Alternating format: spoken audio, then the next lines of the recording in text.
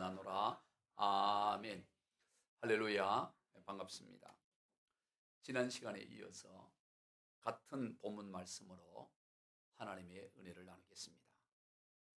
우리는 지난 시간에 로마서를 시작하면서 로마서의 저자인 사도 바울이 먼저 자신의 정체성을 분명하게 한 것에 대해서 나누어 보았습니다. 사도 바울은 로마서를 시작하면서 자신이 누군지에 대한 자신의 정체성을 분명하게 했습니다. 먼저는 자신은 예수 그리스도의 종이라는, 자신의 소속은 예수 그리스도께 속한 종이라는 정체성을 분명하게 했습니다. 종은 어떤 결정권도 어떤 자유도 권리도 없습니다. 오직 살고 죽는 것이 주인에게 달려 있습니다. 종은 자신을 위해 살지 않습니다. 오직 주인 위해 사는 것입니다.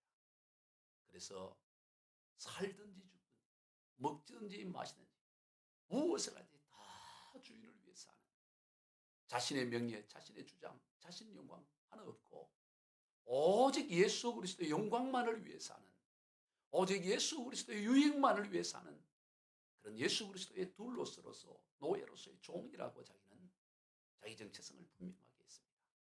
두 번째는 소속을 넘어 사명의 영역, 즉 자신은 예수 그리스도로부터 보냄을 받은 사도라는 자기의 정체성을 분명하게 했습니다.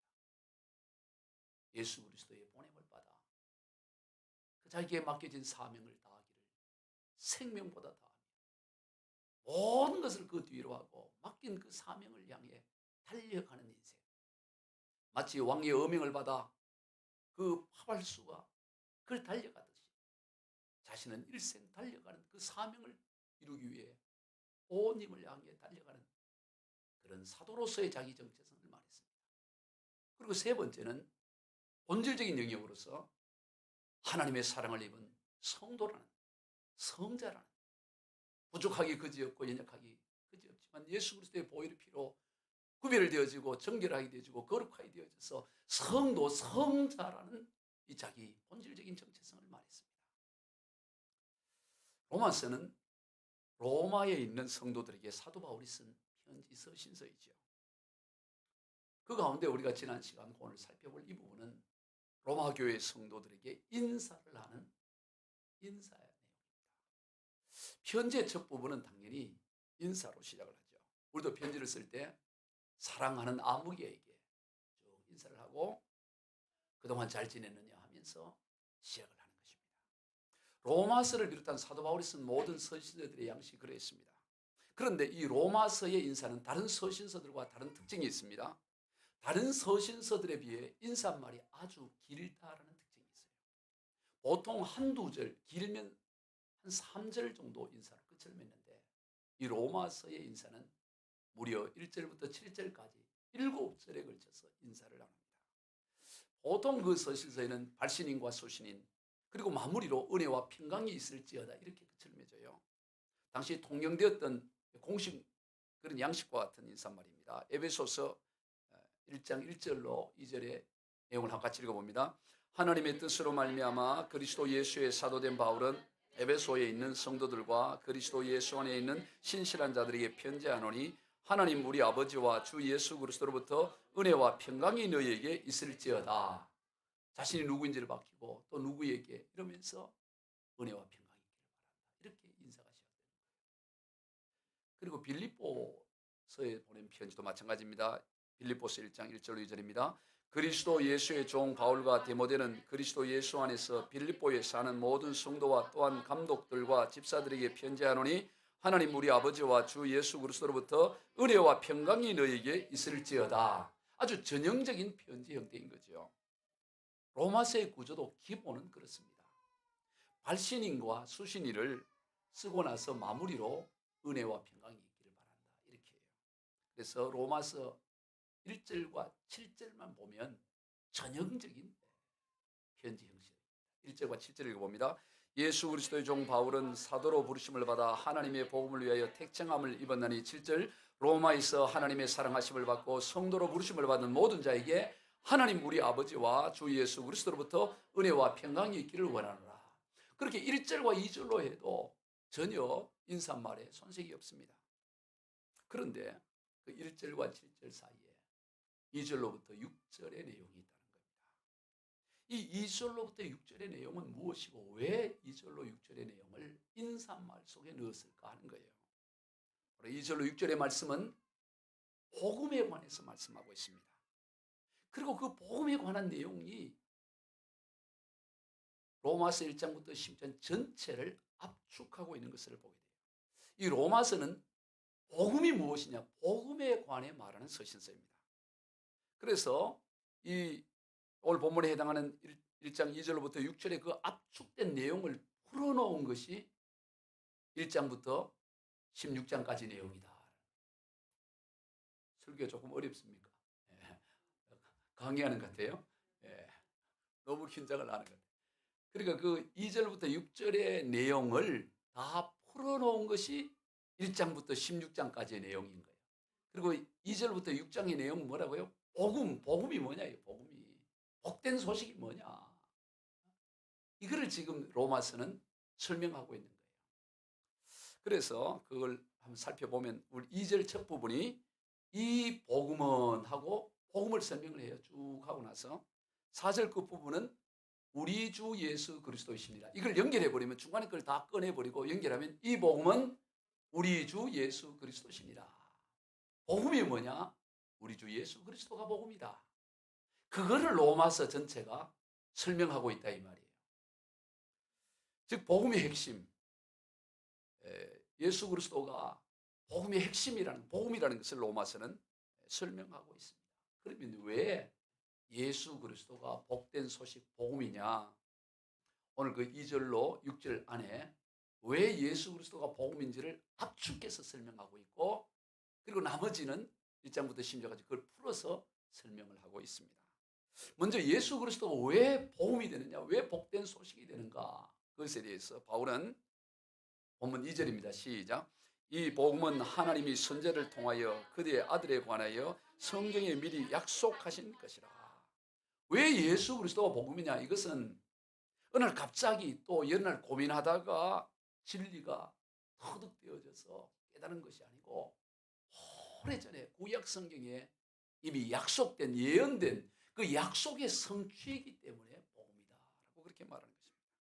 즉 불완전한 상태에서 완전한 상태로 도달한 것이 아니라 처음부터 완전하다라는 거예요.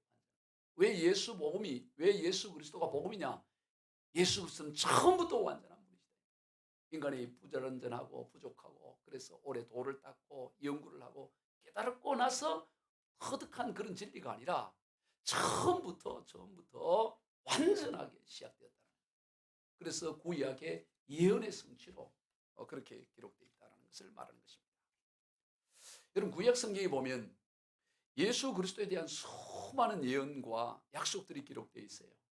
우리 몇 가지를 보면 지난 성탄절에 임마누엘 오신 예수님에 대해서 설교하면서 나누기도 했습니다만 예수님께서 어느 마을에서 태어날 곳을 특정을 해요. 미가서 5장 2절입니다. 베들레헴 에브라다야 너는 유다 족속 중에 작을지라도 이스라엘을 다스릴 자가 내게서 내게로 나올 것이라. 그의 근본은 상고의 영원에 있느니라. 그 베들레헴이란 마을은 조그마한 작은 마을이에요.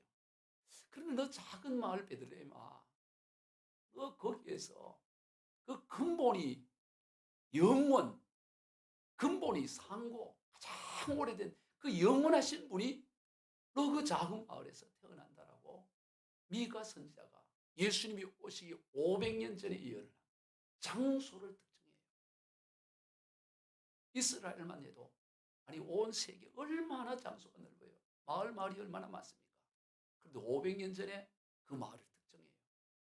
그리고 예수님께서 처녀인 마리아에게서 태어날 것에 대해서 이사야 7장 14절입니다. 보라 처녀가 잉태하여 아들을 낳을 것이요 그의 이름을 임마누엘이라 하리라. 처녀를 통해 태어난다. 이사야 선지자는 예수님이 오시기 700년 전의 인물입니다. 그리고 예수님의 제자였던 가룟 유다가 은 30에 예수님을 팔 것에 대해서 스가랴 선지자는 11장 12절에서 예언합니다. 시작.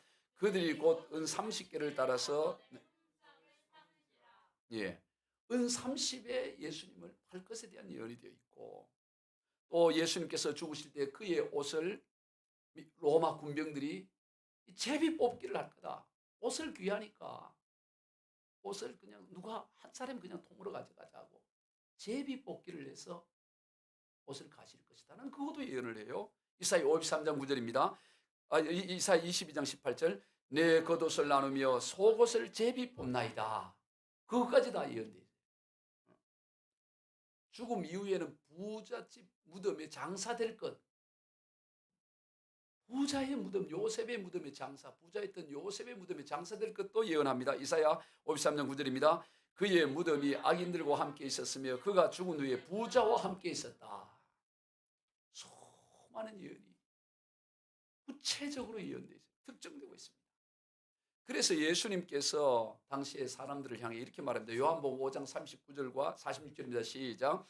너희가 성경에서 영생을 얻는 줄 생각하고 성경을 연구하거니와 이 성경이 곧 내게 대하여 증언하는 것이라. 모세를 믿었더라면 또 나를 믿었으리니 이는 그가 내게 대하여 기록하였습니다. 여기 성경 구약 성경을 말하는 거예요. 예수님이 오셔서 당시에 그 유대인들이 구약 성경을 늘 묵상하고 읽고 그러는데 그 성경이 바로 나에 대해서 예언하고 있는 거다. 모세가 모세 오경 창세기 출애굽기 레위기 민수기 그게 다 나에 대해서 예언한 기록이다. 그렇게 말하는 거예요. 예수님은 이렇게 구약의 예언의 성취로 이 땅에 온 거예요. 그냥 우연히 깨달아지고 고뇌와 고민 가운데 나온 결론이 아닙니다. 처음부터 완전한 복음으로 처음부터 예언의 성취입니다. 그래서 완전하다는 것입니다. 예수님께서 은 30에 팔릴 것을 얘기하는 이 스가랴 선지자, 예수님 오시기 500년 전의 인물이고 또 미가와 이사야 선지자는 700년 전의 인물이고 나아가 예수님이 옷을 제비 볼 것을 했던 이 다윗은 예수님 오기 1000년 전, 모세는 1500년 전. 그게 다 예언되어져서 예수님이 이 땅에 오신 오래전에 예언된 우연으로서는 있을 수 없는 일이에요. 지난 그 성탄절 때 그때도 말씀을 드렸듯이 이 확률을 계산한 분이 계세요. 미국 웨스트몬트 칼리지 수학교 교신 피터 스토너라는 이 박사님이 예수님의 이 예언이 어떻게 이게 그냥 우연히 이루어질 수도 있지 않냐. 우연히 이루어졌다고 하면 이 예언된 내용이 우연히 이루어질 확률이 얼마일까를 수학적으로 계산을 했어요. 그래서 성경에 예언된 예수님의 예언 가운데 8가지만 우연히 뭐 어디서 태어나고 어떻게 살다가 어떻게 죽고 이게 8가지만 우연히 이루어질 확률이 얼마인가 봤더니 10의 17승분의 1이라는 계산이 나왔어요. 이게 사이언스 픽스라는 곳에 논문으로 발표를 했어요. 확률로. 이게 8가지만 우연히 이루어져도 10의 17승분의 1이다. 10의 17승분의 1이라는 것은 1 다음에 동그라미가 7개라는 거예요. 이게 얼마나 그 어려운 확률이냐면 한반도 전역, 남북한 전역에 500원짜리 동전을 쌓는 거예요. 10m 높이로 쌓아요. 여러분 여기 방배동만 10m 높이로 동전을 쌓아도 그 동전이 얼마나 많겠어요? 여러분 여기 안에만 가득 채워도 엄청날 거 아니겠어요? 이거 해봐야 한 2, 3m밖에 안 되는데 한 4m. 그런데 10m 높이로 한반도 전역을 다 쌓는 거예요. 한반도 전역. 그리고 그 동전 500원짜리에 빨간 펜으로 색칠을 하고 다 썼거나 그리고 눈 감고 뽑았더니 그 동전일 확률이라는 거예요. 이야, 8개만 우연히 이루어질 확률이 8개. 그런데 여러분 48개면 어떨까? 48개. 8개가 아니고 48개가 우연히 이루어질 확률을 봤더니 157승분의 1이라는 157승분의 1. 예수님에 관한 성경에 예언된 게 350여 개가 있어요. 구약에 예수님이 오실 것 그 모든 예언에 관해서 350개인데 48개만 해봤더니 157승분의 1이라는. 그럼 157승분의 1을 어떨까? 제가 말씀을 준비하다가 계산을 하기 시작했어요. 이거는 그 사이언스 피크스에 나온 그게 아니고 제가 그냥 계산한 거예요. 자, 17승분의 1이 한반도 전역, 남북한 한반도 전역이 500원짜리 10m를 그러면 18승분의 1은 10m 높이가 아니고 몇 미터가 될까요? 이거에 10배가 되기 때문에 100m가 되겠죠. 18승분의 1이.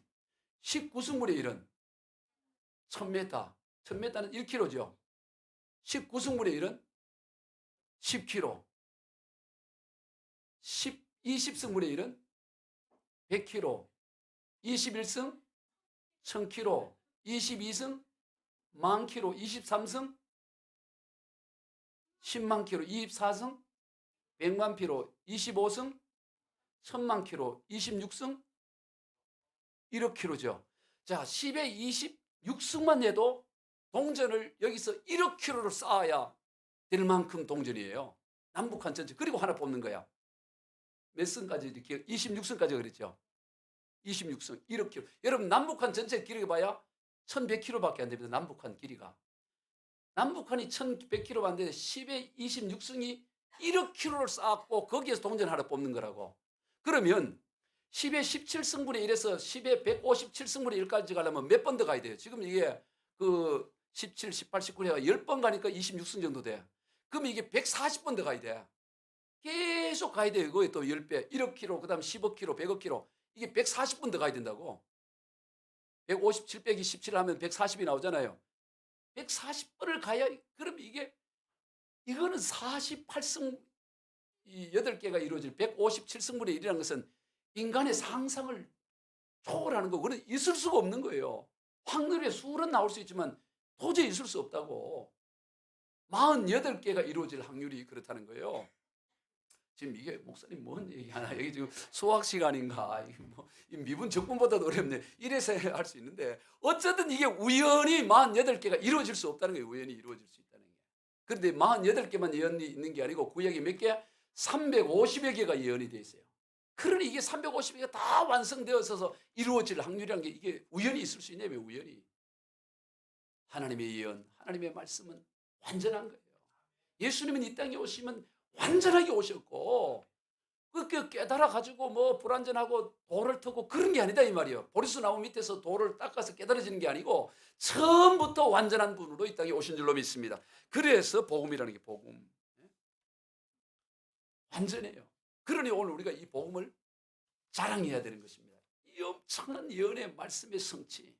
여러분 우리가 믿는 하나님이 하나님이란 증거가 뭐냐고 물으면 말씀하시고 성취하시는 걸 통해서 하나님이 하나님 되심을 증거하고 있다는 거예요. 역사 가운데 하나님의 말씀이 역사 가운데 그대로 성취가 되어졌잖아요. 이게 하나님의 성취예요. 하나만 예를 들어봐라. 여러분 보세요.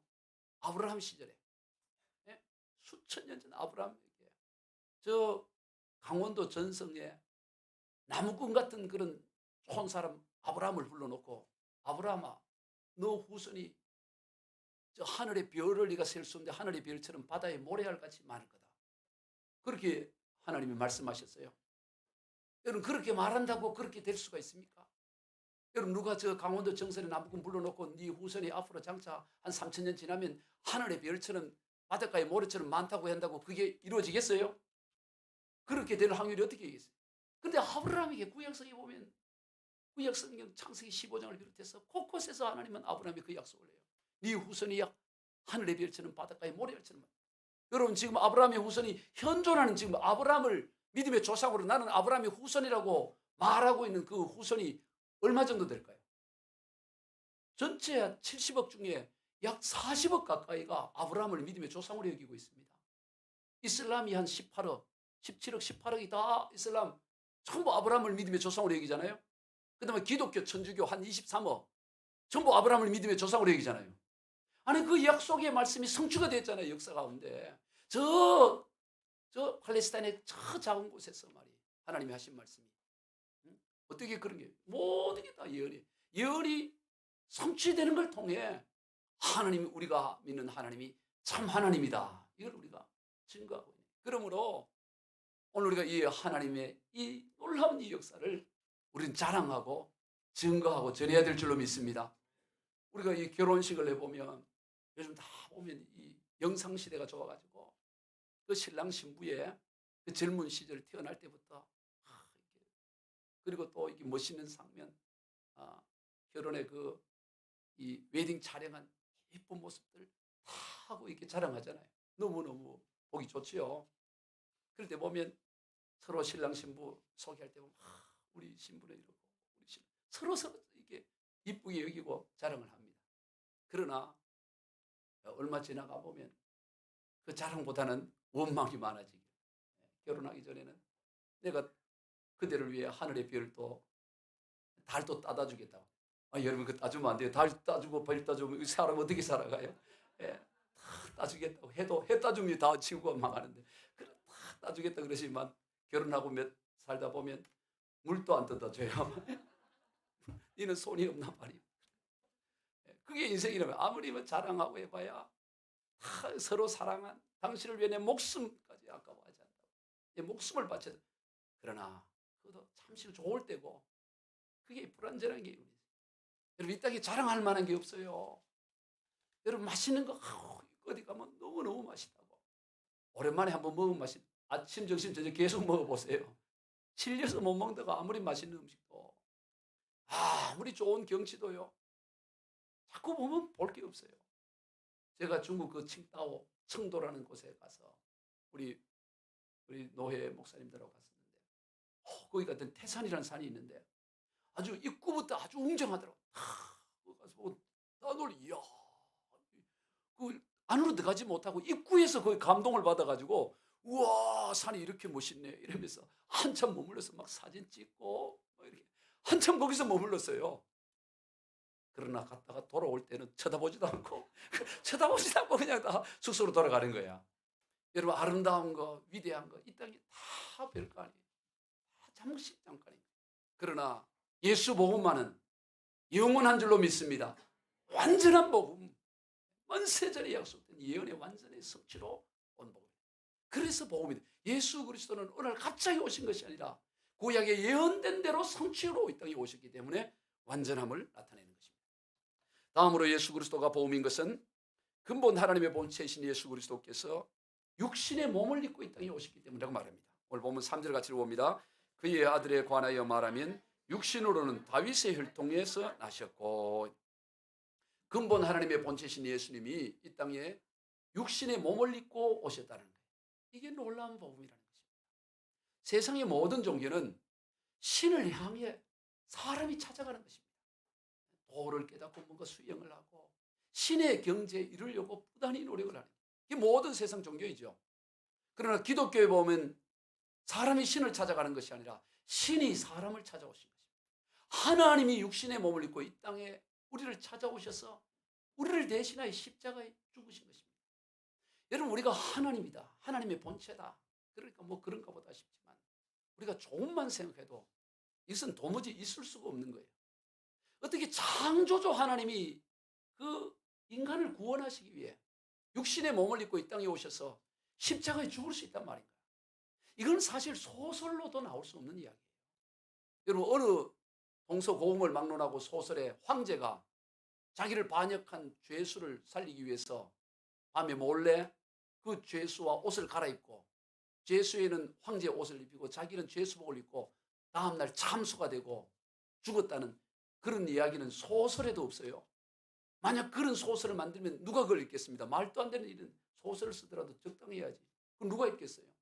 있을 수가 없기 때문에 그 어느 시대도 그런 건 소설도 나오지 않는다고. 그런데 황제와 비교할 수 없는 근본 하나님의 본체이신 하나님께서 육신의 몸을 입고 인간을 위해서 이 땅에 오셔서 십자가에 죽으시고 그게 어떻게 이게 상상인들 할 수 있느냐. 그러니 인간을 대신하여 십자가에 죽기까지 우리를 사랑하신 하나님이 무엇을 우리를 위해서 못해줄 것이 아까워서 하지 못할 것이 무엇이 있겠냐 이 말이에요. 이 놀라운 하나님의 은혜요. 하나님의 역사인 것입니다. 하나님의 이 위대함을 생각하면 우리는 그저 이 예수 복음 앞에 감사하고 자랑하고 찬송할 것밖에 없어요. 자주 얘기를 하지만 오늘 우리가 밤에 하늘을 보면 별들이 서울에서는 잘 안 보이지만 강원도라든가 저 두메산골 가보면 별이 얼마나 많아요. 여러분 우리가 별을 세잖아요. 잠이 안 오면 별 하나, 별 둘, 별 셋. 여러분 별은 셀 수 있는 숫자가 아니에요. 별이 얼마나 많냐면 지금 관측 가능한 그 숫자가 70세스틸리언. 지금 최첨단의 그 만원경으로 관측할 수 있는 별이 70세스틸리언. 70세들의 수는 얼마냐? 7 다음에 동그라미가 22개예요. 이게 얼마나 많은 숫자냐면 지구상에 있는 모든 모래알을 사하라 사막, 경포대, 해운대, 모든 지구의 모든 모래알 곱하기 10배가 되는 수라. 그게 관측 가능한 비율이고 관측하지 가능한 비율은 그보다 더 많게 됩니다. 그걸 하나님은 창세기 1장에 보면 말씀 한마디로 창조합니다. 그 어마어마한 비율을 창조하시는 그 비율을 창조하신 하나님이 창조주가 육신의 몸을 입고 이 땅에 오셔서 우리를 대신하여 십자가에 죽으셨다. 그러니 이 예수 그리스도의 복음이 우리에게 완전하고 참된 복음이 되는 줄로 믿습니다. 우리 엄청난 복음을 우리가 가지고 있는 거예요. 그리고 예수 그리스도가 복음인 이유는 그분은 우리를 위해 죽으실 뿐만 아니고 부활하셨다는 거예요. 여러분 인생은 누구도 죽음의 문제를 해결한 사람 아무도 없어요. 천하에 뭐 대단해도 뭐 자기가 자칭 예수니 자칭 보혜사 성령이니 뭐 별소리를 내도 죽음 앞에서는 그냥 아무 힘이 없는 거예요. 요즘 신천지 이만희가 자칭 보혜사 성령이라고 하지만 우리가 신문지상에 뉴스에 보면 완전 할배가 되잖아요. 좀 있으면 걷지도 못하고 곧 누워서 있다가 죽을 거예요. 여러분 죽음 앞에서 누구도 아무도 거기 앞에는 그냥 무력한 거예요. 근데 예수님은 십자가에 죽으시고 부활하셨어요. 죽음을 이기셨어요. 이 얼마나 놀라운 일이에요. 오늘 보면 4절입니다. 성결의 영으로는 죽은 자들 가운데서 부활하사 능력으로 하나님의 아들로 선포되셨으니 곧 우리 주 예수 그리스도시니라. 볼륨을 좀 높여주세요. 능력으로 부활을 통해서 능력으로 그분이 하나님이심을 나타내셨다라고 말씀하고 있는 것입니다. 원래 이 부활의 복음이에요. 만약 부활이 없다면 오늘 우리는 참 다 헛수고하는 거예요. 오늘 이렇게 눈 오는 날 여기 와 앉아 있을 이유가 없어요. 부활해. 어차피 죽어도 끝나버리는데 뭐. 그래서 바울은 고린도 전서 15장 14절과 20절 시작. 그리스도께서 만일 다시 살아나지 못하셨으면 우리가 전파하는 것도 헛것이요 또 너 믿음도 헛것이며 만일 그리스도 안에서 우리가 바라는 것이 다만 이 세상의 삶뿐이면 모든 사람 가운데 우리가 더욱 불쌍한 자이니라. 오늘 우리의 부활, 예수 그리스도는 이 땅에서 십자가에 죽으시고 장사 지낸 바 되었다가 부활하셨다. 여러분 예수님의 제자들이 뭐 예수님이 행하신 기적을 3년 동안 다 지근거리에서 다 지켜봤잖아요. 물로 포도주를 만들고 보리떡 5개로 그리고 물고기 2마리 장정만 5,000명만 먹이고 12광줄이나 안고 별걸 다 봤어요. 안 본 게 없어요. 그런데도 예수님이 이제 잡혀가고 죽음의 위기가 오니까 다 도망가 버렸어요. 그 엄청난 기적을 다 봤는데도 너무한 것 같잖아요. 너무. 어떻게 다 그렇게 도망갔을까? 죽은 지 나흘이진 나사로에 나오너라. 그 무덤에서 배에 동인체로 걸어 나오는 그 나사로가 죽었다 사는 것도 뭐 다 봤는데도 불구하고 막상 위기가 오니까 도망가 버려요. 그런데 여러분 부활의 주님을 만나고 나서는 한 사람도 도망을 가지 않습니다. 부활의 주님을 만나고 나서는 누구도 죽음을 두려워하잖아요. 왜? 죽고 나면 부활하는데 뭐. 사도행전 12장에 보면 베드로가 그전에는 계집 여종 앞에도 3번이나 부인하고 그랬던 베드로인데 부활하신 주님을 만나고 나서는 사도행전 12장에서 날이 새면 참수가 기다리고 있는 죽음이 기다리고 있는데도 깊은 잠을 자서 하나님의 천사가 와서 그 옆구리를 쳐야 깨어날 정도로 날이 새기만 하면 이제 목 베어 죽는데도 불구하고 편안히 단잠을 자는 것을 우리가 보는 거예요. 부활을 경험하면 감당하지 못할 게 없어요. 우리 주님께서는 부활을 하셨습니다. 그러므로 예수 그리스도는 우리의 복음이 된다라는 거예요. 복음이. 이것을 오늘 본문에서 바울은 강조하고 있는 거예요. 우리에게 부활이 있다. 왜 예수 그리스도가 복음인가? 정리를 합니다. 세 번째, 예수 그리스도는 구약에 예언된 예언의 성취로 오셨다는 거예요. 처음부터 완전하다. 두 번째는 뭐라고요? 근본 하나님 보시신 예수님은 육신의 몸을 입고 이 땅에 오셨어요. 그래서 우리를 위해 죽으셨어요. 도무지 상상도 할 수 없는 일을 하셨어요. 그리고 세 번째는 예수님은 죽으시고 부활하셨다라는 거예요. 그래서 오늘 보면 2절로 6절에서 그 설명을 하는 거예요. 이걸 전체를 통해 설명을 하는 겁니다. 기억하시기 바랍니다. 왜 예수 그리스도가 복음이냐? 딱 정리를 해요. 그럼 문제는 뭐냐? 그것을 우리가 알았는데 그래서 그럼 어떡하라고 아는데 어떤 분이 이 로마서 읽고 감동을 받아가지고 평신도인데 로마서에 관한 책이란 책은 5대예요. 그래서 서재에 로마서에 관한 책으로 가득 찬 거예요. 로마서. 늘 로마서 묵상하고. 여러분 귀한 일이죠. 근데 로마서는 그렇게 해서 예수 그리스도가 복음이다라는 것을 알고 깨닫는 것으로 끝나버릴까요? 그렇지 않습니다. 더 본질적인 것이 있어요. 여러분 로마서 1장 1절 바로 앞은 뭐냐면 사도행전 28장 31절입니다. 우리 사도행전 28장 31절을 한번 같이 읽어봅니다. 시작. 하나님의 나라를 전파하며 주 예수 그리스도에 관한 모든 것을 담대하게 거침없이 가르치더라. 순서상으로는 사도행전 28장 31절이 로마서 1장 1절보다 앞서지만 내용면에 있어서는 사실은 사도행전 28장이 로마서 16장 뒤에 나와야 돼요. 즉 복음이 뭐냐를 정확히 깨닫고 알았으면 그 다음 뭐를 해야 되느냐, 아는 것으로 깨달은 것으로 만족하고 머물러 있는 것이 아니라 하나님의 나라 이 복음 이걸 전파하며 주 예수 그리스도에 관한 모든 것을 담대하게 거침없이 가르치고 전해야 될 사명이 있다 이 말이에요. 이게 우리의 사명이에요.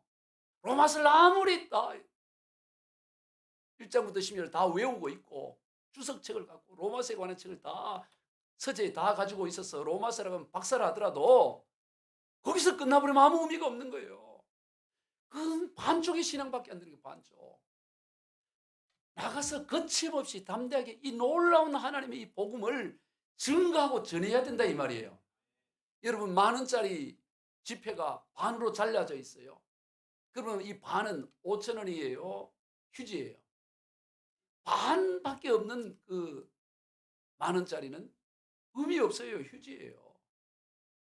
만약 그 의미가 있다면 돈이 지금 10,000원짜리밖에 없는데 1,000원씩 나눠줄게 하고 10분의 1로 잘라갖고 그래 주면은 그거 되겠어요?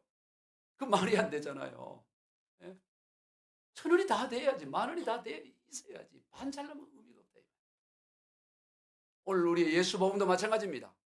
이 로마서의 엄청난 진리를 앞으로 우리가 깨달아갈 텐데 이게 머리에만 머물러 있고 우리의 그냥 생각에만 머물러 있다면 반쪽 복음밖에 안 되는 거예요. 반쪽밖에 안 되는 거예요. 그래서 담대하게 삶의 현장 가운데 증거하고 나타내야 될 줄로 믿습니다. 저는 1년에 한두 번씩 합정동에 있는 양화진 선교사 묘역을 다녀옵니다. 지난해에도 2번이나 갔다 왔고요. 1년에 한두 번은 꼭 갔다 와요. 거기 가보면 선교사분들 145분이 거기 안장되어 있습니다. 선교사분은 90분이고 선교사 가족분들이 55분, 55명, 145분이 거기 안장되어 있는데 그 양화진 묘역에 합정역에서 걸어갈 수 있는 거리예요. 거기에 제일 먼저 안장된 분이 누구냐면 존 헤론 선교사라는 거예요. 존 헤론. 이분은 1883년에 테네시주에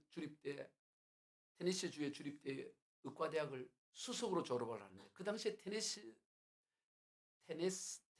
아니고 테네시 그 주립대가 90년 전통이 있어요. 90년 역사를 갖고 있는데 90년 역사에 최우수 성적으로 졸업했어요. 천재였던 거예요. 존 헤론. 그래서 그의 졸업과 동시에 그를 대학교 교수로 청빙을 하려고 했어요. 그런데 존 헤론이 그를 거부합니다. 왜냐하면 그가 의사고시를 준비하는 가운데 부흥회를 갔다가 성경의 음성을 듣습니다. 그 하나님의 음성이 뭐냐면 이제 준비가 끝났으니 땅끝으로 가라라는 주의 음성을 들어요. 그런 선교에 대한 관심이 있었어요. 그리고 땅끝이 어딘가 고민하다가 The Missionary Review of the World라는 선교 잡지에 이수정이라는 분이 조선에 선교사를 보내달라는 것을 기고합니다. 그 미국 선교사의 도움으로 일본에 머물고 있던 이수정이라는 분이 그걸 읽고 나서 그 당시에는 조선의 나라를 몰랐어요. 우리가 1988년 올림픽만 해도 미국 사람 조선 한국을 잘 몰랐다 그러잖아요. 그러니 1800년대 어렵게 알겠어요. 다 선교 그러면 인도, 중국, 태국 정도는 알았지. 조선의 나라를 몰랐는데 그 선교 잡지 있는 걸 보고 자기는 선교 조선으로 가야 되겠다고 미국 북장로에다가 편지를 씁니다. 그래서 결국 이 조선의 선교사로 1884년에 결혼도 하고 그 샌프란시스코 공항에서 조선을 향해 오는데 일본 요코하마 왕으로 왔다가 거기서 한 2달간 머물면서 조선어를 배웁니다. 박영효라는 철종의 사위인 박영효가 갑심정년 실패로 망명하고 있어서 그래서 박영효를 만나서 조선어를 배우다가 늦게 출발을 한 언도우도 아펜젤러가 먼저 들어와서 우리나라는 항상 1등만 기억하잖아요. 누가 제일 먼저 제물포항에 왔냐? 그게 이제 언도우도 아펜젤러라고. 그 사실 미국에서는 1호로 출발했는데 우리나라 들어오는 걸 늦게 들어왔어요. 언더우드 아펜젤러는 4월에 들어오고 존 헤런은 6월에 들어옵니다. 그래서 1호 타이틀을 놓쳤지만 사실은 그런 의사로서 6월에 들어와서 광해원에서 그 최초의 근대식 병원이잖아요. 근데 이 광해원은 황실과 귀족들에게만 허용되는 것입니다. 일반 서민들이 와서 치료를 못 받았어요.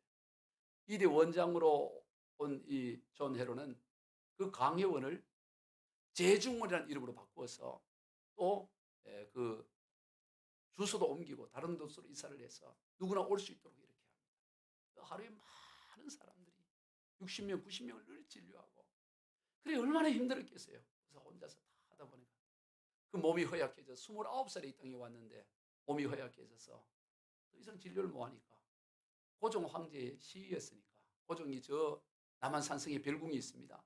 자기 별궁으로 가서 요양을 좀 하고 오라고.